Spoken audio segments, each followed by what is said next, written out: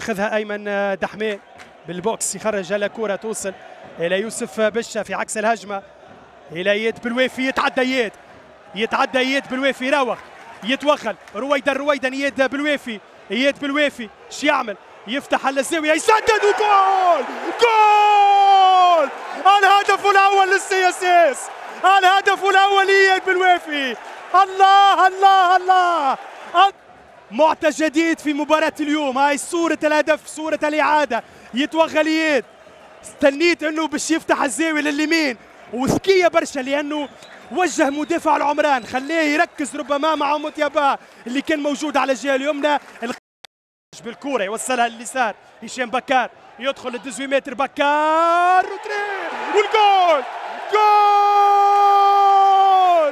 جول جول جول جول! دوبلي اياد بالوافي، دوبلي لاياد بالوافي على الصورة. اياد ثنائية لاياد بالوافي، بدا العملية وتنستناو الإعادة حتى نعاودوا معاكم في المباشرة العملية. ويذهب لعناق مدربه محمد الكوكي.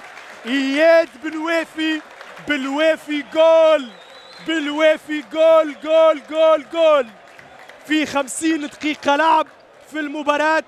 ثاني الأهداف لإياد بالوافي في مباراة اليوم، وثلاثة أهداف في زوز مقابلات لإياد. بدا العملية، حتى الكرة اليسار، البكار عمل الروتري، تجي قدام إياد يعطيها في زاوية معاكسة لمرمى الحارس منتصر رصيد على يساره في زاوية صعيبة كما قاعدين تشوفوا.